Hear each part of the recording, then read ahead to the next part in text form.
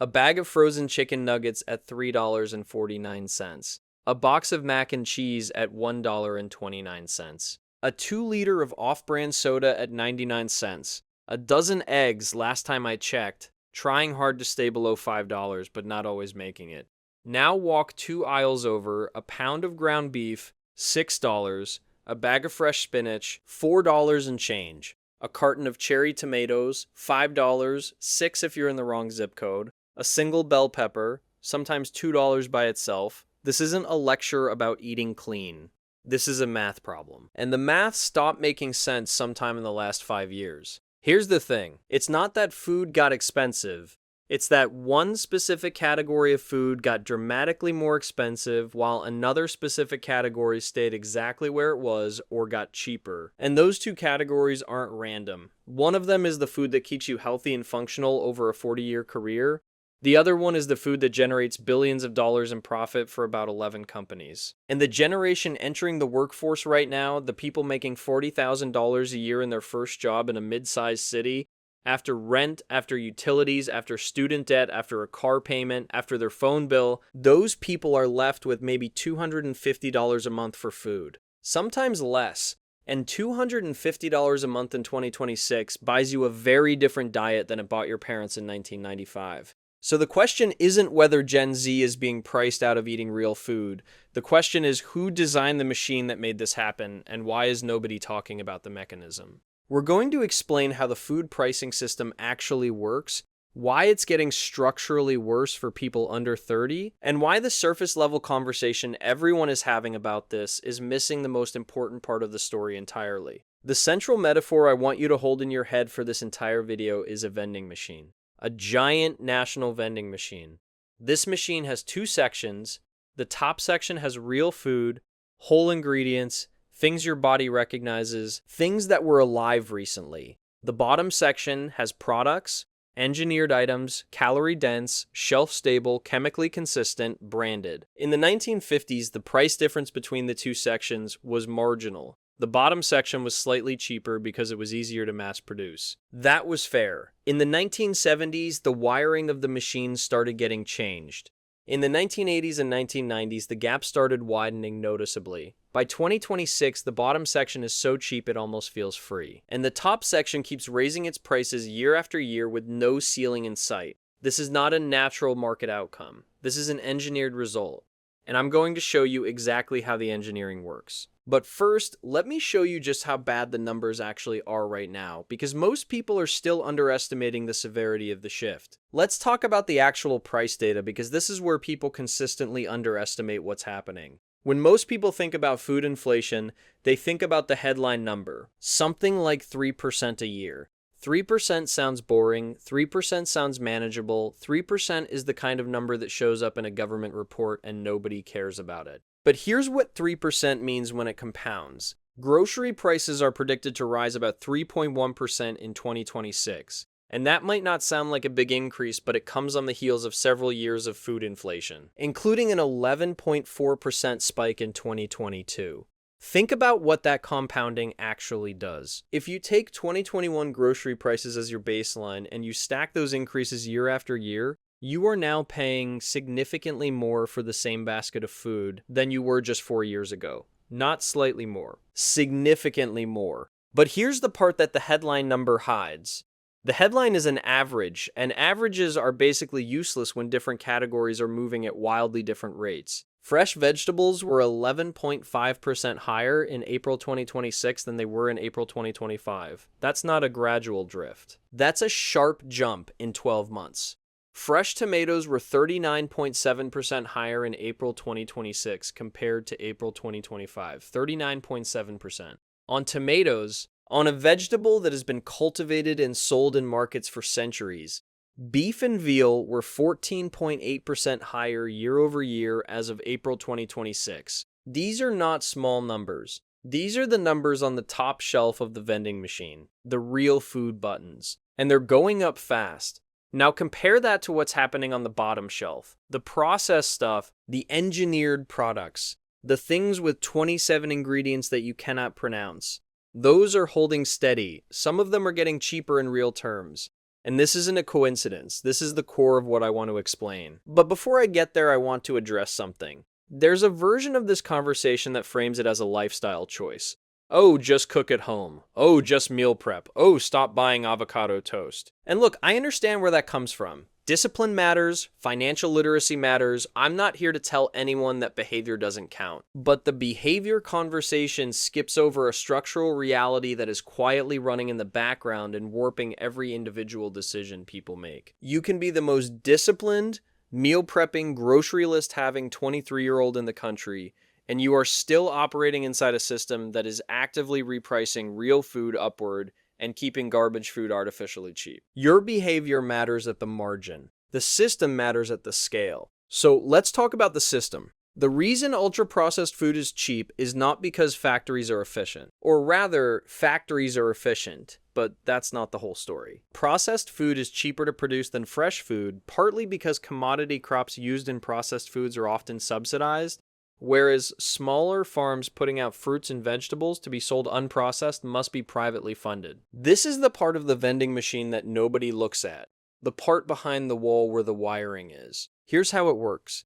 For decades, the United States government has directed massive agricultural subsidies toward a small set of commodity crops, primarily corn and soybeans. These two crops are the raw material for an extraordinary percentage of what fills the bottom shelf of that vending machine. Corn becomes high fructose corn syrup. Corn becomes animal feed, which makes meat cheaper. Corn becomes ethanol, which creates political incentives to grow more corn. Soybeans become soybean oil, which is in almost every packaged food you've ever eaten. Soybeans become protein isolates. Soybeans are in things you would never expect soybeans to be in. The point is this: when the government subsidizes a crop, it artificially lowers the input cost for every product made from that crop. Which means every product on the bottom shelf of the vending machine, every chip, every frozen entree, every sweetened beverage is benefiting from a hidden pricing advantage that has nothing to do with the free market. The price you see on the shelf is not the real price. The real price includes the subsidy that was paid before the product even arrived at the factory. Meanwhile, a tomato farmer in California gets no subsidy. A small cattle rancher raising grass-fed beef gets no subsidy. A farmer growing leafy greens in a medium-sized operation gets very little support. They're competing with the input cost advantage of an industrial food system that has been financially backstopped by the government for 50 years. Ultra-processed foods cost 55 cents per 100 calories compared with $1.45 for unprocessed foods. That's not a market-efficient outcome. That's a policy outcome masquerading as a market. And here's the math that really lands this point. In order to support a 2,000 calorie per day diet with unprocessed foods, it would cost $29 per day compared to $11 per day with ultra-processed foods. $29 versus $11? That's an $18 daily gap. That's $540 a month. That's $6,480 a year for one person. Just eating. That is the structural tax on eating real food in the current system. Now multiply that by a generation. Gen Z is the largest generation in American history by headcount. Millions of people entering the workforce between, say, 2020 and 2028. And they're all walking into this vending machine at the exact moment when the pricing gap between the two sections is at a historically wide level. Ultra-processed foods remain 47% cheaper than healthy diets, while prices of fruits, vegetables, and animal-sourced foods have risen sharply. 47%. That's not a nudge. That's a structural incentive system screaming at you to press the cheap buttons. You think the problem is that healthy food is too expensive? But actually the problem is that ultra-processed food is artificially too cheap. And the difference matters enormously because it means the solution isn't just earn more money. Even if Gen Z's wages doubled tomorrow, the relative incentive would still push toward processed food as long as the subsidy structure remains intact. Now, let's pause here for a second. If you're finding this useful, if you like having the actual mechanics explained instead of just the surface level conversation, I make a video about this kind of stuff regularly. Subscribing takes 2 seconds and it means you don't miss the next one. That's it. Let's build on what we just established because we've identified that the machine is engineered. Now I want to show you why Gen Z specifically is the generation that feels the pinch in a way that's qualitatively different from millennials, from Gen X, from boomers. It's not just a timing thing, it's a structural squeeze that compounds from multiple directions simultaneously. Here's the framework. I call it the 3-layer squeeze, and each layer is independently bad. Together, they create something that functions like a financial trap. Layer 1 is the wage gap at entry. When someone enters the workforce in their early to mid-20s in 2026, the median starting salary for a college graduate in a non-technical field is somewhere in the range of $40,000 to $45,000 annually. That sounds like a real number. Before taxes, you're taking home maybe $34,000. Monthly, that's about $2,830. Now rent, a 1-bedroom apartment in a mid-sized city, not New York, not San Francisco, just a normal mid-sized American city, runs between $1,200 and $1,600 a month. Let's say $1,300. You're now at roughly $1,500 left. Car payment if you have one, insurance, phone, subscriptions, maybe some student debt. You are looking at somewhere between $200 and $400 a month for food, sometimes less.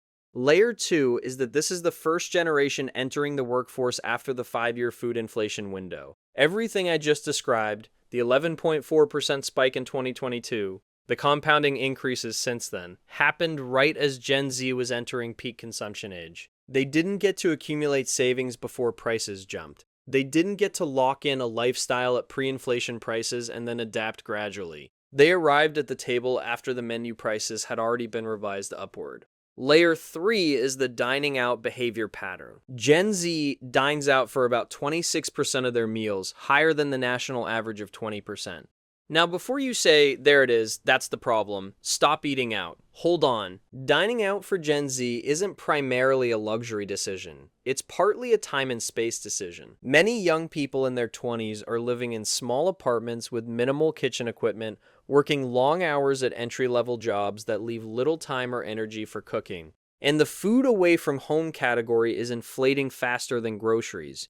Food away from home prices were 3.6% higher in April 2025. So the outlet they're partly relying on is also getting more expensive, just slightly slower than restaurant meals.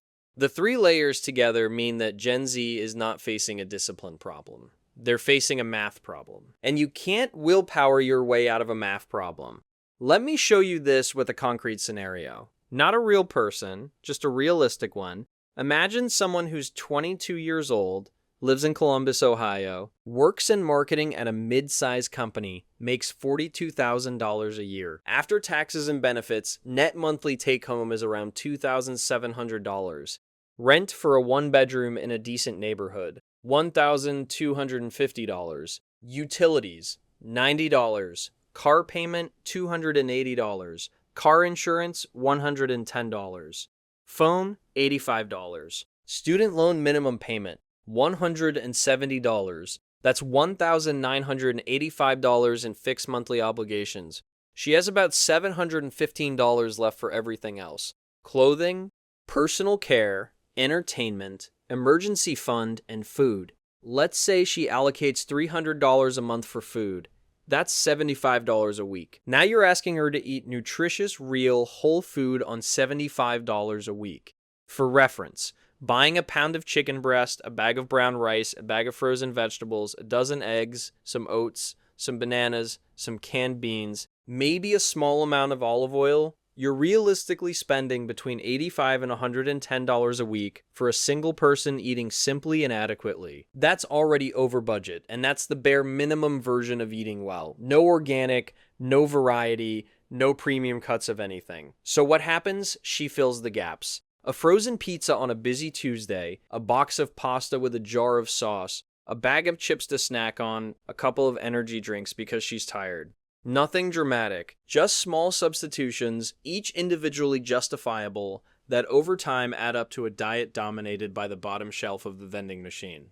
Not because she's irresponsible, because the math doesn't allow the alternative. And here's the dark part. This is a person who is making a median entry-level income, not minimum wage. Someone on minimum wage is dealing with an even more compressed version of the same calculation. At least 3 in 4 American consumers cite price as a key driver of food purchases, and healthfulness only became more important than price for households earning $100,000 or more. So eating well is functionally a premium feature. It's a feature that turns on above a certain income threshold. Below that threshold, the system defaults you to the bottom shelf. Let me do one of those quick moments here. Just cook your own meals. It's so easy. Meal prep on Sunday. Takes like 2 hours. 2 hours of cooking after working a 50-hour week, living in a 400 square foot apartment with 1 electric burner and a pot you got from a garage sale. Meal prep. Sunday. Totally. Okay, back to the actual mechanics. We've established that the vending machine is engineered. We've established that Gen Z enters it at the worst possible moment in terms of the pricing gap. Now I want to get into the second order effects, because this is where the story gets genuinely dark and where almost nobody in the mainstream conversation is looking. There's a common framing around this problem that goes something like this. Eating processed food is a choice that affects your health, and health is your personal responsibility. And look, I don't fully disagree with the agency component of that, but it completely ignores the downstream economic reality, which is that the health consequences of a processed food diet don't stay in the health domain. They bleed directly into financial outcomes. Here's what I mean. Ultra-processed foods are not nutritionally equivalent to whole foods. Ultra-processed foods not only lack essential vitamins and nutrients, but they've been linked with increased obesity, increased cancer risk, and elevated risk of chronic disease. Now, chronic disease is expensive, not just medically expensive, cognitively expensive, energetically expensive. A 22-year-old who has been eating primarily processed food for 5 years is not operating at the same cognitive baseline as one who has been eating reasonably well. They're managing inflammation, managing energy crashes, managing the kind of low-grade metabolic dysfunction that doesn't show up on any test until it's been building for a decade. The performance gap doesn't announce itself loudly. It just quietly accumulates. You're slightly more tired, slightly less sharp on complex problems, slightly more prone to brain fog in the afternoon. None of these are diagnosable conditions at 22. They feel like personality traits, like you're not a morning person or you just can't focus. But the research increasingly suggests that a significant portion of what people attribute to personality or willpower is actually metabolic. Your brain is running on processed carbs and seed oils, and it is not running efficiently. And now here's the second order financial effect. In a knowledge economy, which is the economy that Gen Z is entering, cognitive performance is the product. You are selling your thinking, your attention, your problem-solving capacity. Your ability to do focused, complex work. If your diet is quietly degrading that capacity by 10 or 15%, the financial cost of that degradation over a 40-year career is not trivial. It's not something you can easily calculate, but it's real, and it's invisible, and it's being subsidized by the cheap button section of the vending machine. The third order effect is the healthcare cost that arrives later. The overall cost of healthcare in America is expected to rise by 6 to 7% in 2026, basically double the general inflation rate. So even as processed food stays cheap up front, the medical system that processes the downstream consequences of a processed food diet is inflating rapidly. The cheap food on the front end creates expensive health consequences on the back end. But those consequences are separated by years, sometimes decades. The human brain is not wired to make rational trade-offs over a 30-year time horizon. So the cheap button wins every time. The vending machine knows this. The designers of the vending machine absolutely know this. Now I want to talk about a pattern that I think is genuinely underappreciated. There are what I'd call 2 piles of people navigating this food economy right now. Pile 1. People who can afford to treat the pricing gap as a solvable problem. They earn enough to allocate meaningfully more to food without it collapsing their budget. They have time and space to cook. They have the knowledge base to know what to buy and how to prepare it. For them, the vending machine's top shelf is accessible. Expensive, yes, but accessible. And they're paying a premium for a product, real food, that gives them a long-term metabolic and cognitive advantage over people who can't afford it. Pile 2. People for whom the pricing gap functions as a lock-in mechanism. Every time they try to buy their way into the top shelf, the math doesn't work, so they stay on the bottom shelf. And the longer they stay, the more their health outcomes diverge from pile 1. And the more their health outcomes diverge, the more their earning potential and cognitive capacity diverge. And the more those diverge, the harder it becomes to ever cross the pricing gap. This is not hypothetical. Price is a key driver of food purchases for at least 3 in 4 American consumers, while healthfulness only became more important than price for households earning $100,000 or more. There's a real income threshold at which you get to start caring about what you eat instead of just whether you can afford to eat at all. Below that threshold, you're in pile 2. And here's the thing about pile 2. The food industry knows pile 2 exists. They have invested enormous resources in making the bottom shelf as appealing as possible to people who are financially constrained. Many ultra-processed foods are intentionally designed by the food industry to be irresistible to consumers, and they're heavily marketed with the goal of maximizing profits. So the system is not passively capturing people who run out of options. It's actively engineering a product experience that competes with real food on palatability while undercutting it on price. You're not just choosing between a chicken breast and a chicken nugget. You're choosing between a plain chicken breast and a laboratory-optimized combination of salt, fat, and crunch ratios that was designed by food scientists specifically to overwhelm your brain's reward system. That's not a fair competition. Here's the second comedic cutaway. Guy opens a nutrition book, sees that olive oil is good for you, goes to the grocery store, picks up a bottle of good olive oil. It's $17. He puts it back, he buys a spray can of vegetable oil blend for $2.99. He is on a budget, he is making responsible decisions, he is losing, okay? Let me bring this toward a landing because I think we've built up enough to where the practical frame actually means something. Nearly 9 in 10 people cite food prices as a top concern, and more than 3/4 express concern about ultra-processed or over-processing of food. The awareness is there, the frustration is there. What's mostly missing is an accurate model of why this is happening and what levers actually exist. Because if you misdiagnose the cause, your solutions are going to be useless. Let me come back to where we started. A bag of frozen nuggets at $3.49, fresh spinach at $4, beef up nearly 15% year over year, tomatoes up close to 40% year over year. The gap between the cheap buttons and the real food buttons is wider than it has been in modern history. And it's widening. The surface level answer most people land on is food companies are greedy. And sure, to some extent, yes, but that framing is useless because it doesn't give you anything to act on. The deeper answer is the food pricing system was designed over 50 years of policy decisions to make commodity crop-derived products artificially cheap and to leave real, minimally processed food exposed to natural market inflation. That design benefits the shareholders of about a dozen large food companies, benefits the political constituencies that support farm subsidy programs, and costs everyone in the lower half of the income distribution their long-term health and metabolic function. Gen Z walks into this as the demographic with the least accumulated capital, the highest debt burden relative to income, the highest cost of living in terms of rent and basics, and the worst food inflation environment since the 1970s. The system didn't design itself specifically to target Gen Z. It just so happens that the system's architecture is most punishing to people who are new to the economy and financially thin. And Gen Z is by definition new to the economy and financially thin. So what do you actually do with this information? 3 things, not lifestyle advice. Systems moves. First, treat food as a line item you have to defend, not a variable you cut when things get tight. Most people budget by cutting discretionary spending when money gets tight, and food always looks discretionary because you can technically eat anything and survive. This is exactly backwards.